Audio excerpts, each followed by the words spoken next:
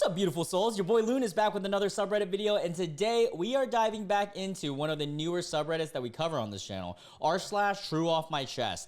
This is home of people getting off personal things from their chest, and it is some of the most insane stories we've seen on Reddit as a whole. So I'm excited to get into this. And just a reminder, stay tuned. We're going to start doing live Reddit reads real soon and on other content as well. Hopefully within the next 2-ish weeks. I'm currently doing all the logistics on that very soon. But anyways, let's get into it. r/TrueOffMyChest. Tonight, my 4-year-old nephew broke through every piece of armor I've put on and every wall I've built. Okay, so I deflect a lot. I'm a bartender of 10 years. I'm 34-year-old straight male, okay? Past relationships that all have ended, for the most part, all clean breaks, which makes it sucks even worse. Yeah, I get that. Whenever it's a clean break, it's like, damn. Kind of we both realize we're not meant to be for each other forever person, just like placeholders, I guess. I feel that's because I deflect. I'm always trying to make a joke, appear strong, or change the subject when things get too real. We all have a friend like this. A lot of betrayal with friends and exes in my past, which is no excuse to quit living, but it built an excellent armor around my true self. I've been on a handful of first dates in the last 6 months. I'm an expert at coming up with reasons to not let women I go on dates with in, if that makes sense. Keep it on the surface, but still being a gentleman and honest with where I am and my intention, casual, fun dates. Okay, well, at least you're being honest. That's good. But let's see what's up with your nephew here. Tonight, my 4-year-old nephew was about to get in the car and go home with my sister and brother-in-law. But I was in the driveway, and he probably ran probably 25 yards, dead sprint. And I knelt down to his level, and he ran into my arm so hard it hit my soul. I couldn't let him go of him. I got to my own car to drive home. We all met at my parents' house for my dad's birthday. I cried for the first 5 minutes of that drive because the little kid cut through every part of me that I tried to protect with pure, innocent, trusting love. All he knew was, that's my uncle, man. It was so beautiful. There wasn't anything expected in return. It was just a safe space. I wanted to say it in that moment for the rest of my life, or stay. I haven't been able to stop thinking about it or about how I would go through hell and back for that effing kid. Yeah. Well, that's great. I am glad that he feels like his nephew is kind of like a safe space behind where he gets to be his true self. But, obviously True Off My Chest isn't really a place for opinions and advice, but I'm going to give it anyways. I mean, I hope that this guy is able to tear down his walls at some point in his life, because if you put a face up for the rest of your life, that's exhausting, dude. If you're having to act, and as someone who had to do it in college, dude, I was in a fucking fraternity. Like, you really think I'm the fratty type of guy? At least in a really traditionally white one. But that I was putting up a face, and because I thought that it was gonna give me a certain gain in life, and then this and that, and also white girls would like me and all this. But it's exhausting. Hopefully homeboy can be himself and, put his walls down, and yeah. But I'm glad that his nephew was the one to at least initially put a chink in his armor. I'm allowed to say that, not you. All right, let's read another one. Whoa, this one's crazy. Okay. My life has been wrecked, and I am thinking about starting over. Wow. All right. I have a paid off house. Do I get the F out? Okay. Well, all right. Paid off house at 27? I'm 27. That's amazing, dude. I'm 27. My now ex-girlfriend's family was deported after 20 plus years in this country. Damn, this is a touchy one, especially with today's, political state. Sucks. That's so unfortunate. Leaving her with a bunch of underage children who she now has to take to Mexico, including herself. Dude, that's sad. Man, that's the worst part of all of this, is when you see the kids involved, man. Miami is too hard for them to live in without family because the rent is too high. I see. So her family's having to move, and then, she's allowed to be there with the kids, but obviously, what are they going to do? Just be there and try to survive, just her and the kids? Like, it's going to be way too tough. So they're going to have to move too, even if it's not enforced. That's a lot of things that people don't think about when it comes to that side. Like all the kids that have to be involved in this as well. even though they were born here or whatever. I got laid off by Doge working as a software engineer after our initial contract renewal. They modified it and terminated 82% of our contracting company that has been there since 1998. Damn, laid off for 82 is crazy. I'm honestly pretty sick and tired of everything happening. The job is at least the least of my concerns. The country feels morally bankrupt. Half of the reasons I get are, so what? Half of the responses I get are, so what? Did you get deported? Stop worrying about other people. Brother, what? Who is telling you this? They are the most insensitive people ever. What? That's your girlfriend. Dang, bro, that sucks. From friends my age. Oh, your friends are telling you that? Dude, that should not be your friends. I think the people in the country have suffered so much systematic, that they are incredibly broken. I can agree with that. Maybe that's just an emotional reaction. It feels like the government in this country has taken a wrecking ball to mine and many other lives. For sure, I can see that. My house is paid off and worth a little over $600K. You're 27. Dude is balling. It also rents out for $3,400. Dude, that's like 3 times my mortgage almost. I'm an EU citizen who came here when I was 7. I'm thinking about calling it quits and moving to Spain. I have an interview for more than I have ever made around the corner, and I haven't been able to find a drop of motivation to study. I don't want to be here anymore in America, is what he's saying. Hopefully at least. Edit. Thank you so much, guys. I have been sleeping in the same clothes since everything happened. My house is a mess. I haven't been able to process. God, that sucks, man. A lot of people, comes to a testament of a lot of people when they argue certain things, politics, all that stuff. They're not thinking about all the little people affected by this stuff, And at the end of the day, I am not a politician. I don't know the solutions to everything, but it is always going to be sad to see people's lives affected in this grand scale of things, especially kids, dude, especially kids. I mean, everyone, but kids, like, you seen that, like, that sucks, man.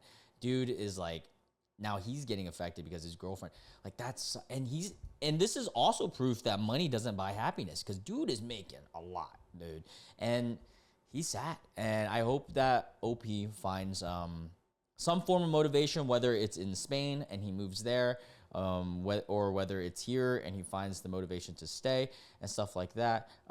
Yeah, that's tough, man. That's a rough one. Let's read some of the comments on this one. It's good that you have options. Spain sounds like a great idea. If you are leaving the U.S. permanently, it's probably a better idea to sell the house than trying to manage a rental remotely. Fully agree with that. It's one thing to manage a rental, like if you're a state away or something, but across borders, that comes with a lot of trust if you have a rental company, My parents are down the street from where I live now, so they can help me. Oh, okay. Well, that's a little bit different. Thank you. I'm not feeling okay here anymore. I never really did, but seeing my ex's family get destroyed has truly broken me. You know what's sad too? It's probably like the ex, because she had to move, Like, that sucks. To anyone out there who's getting affected directly by, or I mean, even indirectly, but especially directly by, the state of the world, I feel for you, man. Like, that shit sucks. Like, I wish that there was just a way for everything to just, but that is the world. Like, it's kind of hard because everything has push and pull. It sucks. Yeah, I try not to be a political channel. You guys know that. But some things I think are beyond politics. I feel like kids is kind of like a, But yeah, let's get into the next one. Wait, what? My best friend is a PDF file and his girlfriend is staying with him. Holy crap, we got to read this. I don't know what to do here. To sum it up, the case was opened last August, so they apparently have been watching him for a while. Then about 2 weeks ago, he got grabbed by detectives and took his devices, and his info was all online, and now finally he's in a court system. This was your best friend? Like, I'm assuming, like, you didn't know. Yeah, I'm going to guess that. He has 5 charges of child PDF file. Oh, no. He had 5 charges of child Barney and Friends movies. He's been let out on bail, and F this guy. Like, dude, there is few things that I truly hate on this world. I don't hate a lot of things. I try to say that I don't hate anybody, but this is one I have to break that thing that I have for myself in regards, because come on, dude, what the hell? Like, what the actual hell? People like this, they are actually beyond like saving, in my opinion. Like, they're just such fucking vile creatures. And you know what? I'm gonna speed it up. Sorry, I'm going on tangents again. He's been let out on bail and he's back to work at Pick and Save, and everything besides needing to go to court just seems so back to normal. His girlfriend, my girlfriend's sister, is still staying with him though. That's messed up, man. It feels like, sorry, I'm going on a tangent again, but it feels like, at least in America, I don't know about other countries, but at least here, it seems like some cases of this, like, you know, PDF files are just like slapped on the wrist. Like, it's just such to me. And like, if you're downright caught in the act of doing something in that regards, in my opinion, I feel like there should be, I don't know, we should section them off in an island or something, you know, in Minecraft, of course, with just each other. Cause like, I don't even want to deal with, yeah, it's insane. It's insane to see, like, if you could go into a registry or stuff, how like common it is. And then you read some of the cases and you're just like, what? How did they even how are they here outside? Insane. Yeah. All right, this one angers me. She has abandoned her family, her sister's golden birthday party, and even her cousin's baptism hosted at our house to be with him, and still posts online about her and him together. He doesn't have another court date till July. His girlfriend is so nice and super chill, and I see her as one of my good friends. But from what I understand, she still had pretty luck in partners in the past, and he was the first good one. Yeah, he ain't a good one, buddy. If he's got, you know, Barney movies. Is there any way I can convince her otherwise? Her whole family is slowly turning on her, and it's damn hard to be on her side. He never even told his friends anything. Yeah, okay, so that makes sense. Just stop texting in the camping trip group chat we were going to go on in a few days later. Then my girlfriend told me. When I first heard it, I laughed thinking it was a joke. Yeah, because it's that insane. Even after the charges were put into the Milwaukee court system, I still couldn't believe it. Maybe his ex was setting him up or something, or someone he pissed off. But 5 charges? No, you can't blackmail or plant enough for 5 charges. Yeah, that's a pretty tough one to argue out of. I mean, he hasn't reached out at all. Walks down the street to tell me it's not true. Instead, he tells his girlfriend, let people think what they want. Like, what? I'm still reeling from all this. Edit. Obviously, he's not my best friend anymore. I just forgot a word. Edit 2. Thank you so much for your info. You've all given me so much to think about. Yeah. Wow. I could not even imagine. Imagine like someone you knew your whole life is secretly like a evil demonic demon. That's crazy. And then the next thing is like, you can only, as a third party, you can only do so much to talk to the girlfriend, but at the end of the day, after you've done your part and talked to her, it's her decision. Because like some people, you know, I mean, I've been in not at all a similar situation, but I'll give it like kind of like a metaphoric example. I've been in a situation where an ex best friend of mine, you know, I didn't like the girlfriend that he was with because she said some very heinous things towards me. But, you know, at the end of the day, he chose to still be with her. And that's nothing wrong with that. But I just can't be friends with her. And that kind of diminished our friendship. But it is what it is. Like, you can't pick and choose what other people pick you. But the most that you can do is be there for them and, you know, tell them how you feel. All right, I'm going to read the title of this one on this screen just because I don't want to get flagged. But it says, just had my first post-breakup cuddle session. And wow. All right. I'm assuming it was like a, you know, ONS or one night kind of thing, but let's see. It is me again. This subreddit has started to become a little diary. I, you know, shared a bedroom with someone for the first time after my breakup. I thought I'd feel awful afterwards, maybe even cry after being with just one person for so long. And for a brief moment, I did find myself missing my ex, but the feeling faded quickly. Yeah, sometimes that is how it goes, especially depending on how the relationship ends. To my surprise, I actually enjoyed it. Oh, hell yeah, let's go. You go, girl. The guy was incredibly kind and understanding. We met years ago, and even before I started dating my ex. Oh, that's kind of funny because like it is a thing that I feel like some women, whenever they get out of the relationship, there's like a line. So it didn't feel awkward or out of place, even though it was our first time being intimate. Honestly, I really needed this. He made me finish my movie 4 times, which no one had ever done before. Holy crap, 4 times? Yo, I need to take some notes from this guy. Because 4 times, I don't know if I've ever hit that. That's insane. Maybe. I gotta recall. That's a good number, dude. Right now, I just feel so relaxed. For the first time in my life, I genuinely enjoyed something casual. I'm proud of myself for stepping out of my comfort zone and trying something new. Yeah, see, that's the thing that I feel like, okay, look, I'm gonna say if you're not the type for casual and you're more into serious, there's nothing wrong with that. And then vice versa, there is nothing wrong if you are into casual. I will say you should be extra careful and safe if you are in the latter.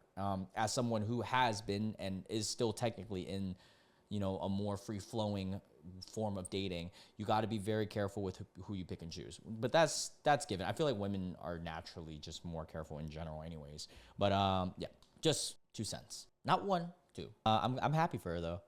He was super happy too, and he even asked me about my ex and wanted me to be I wanted to be understanding about the situation. That's great, man. He sounds like a good dude. How it happened. He asked me out for a coffee date, but I still had a lot of exams and my thesis to finish.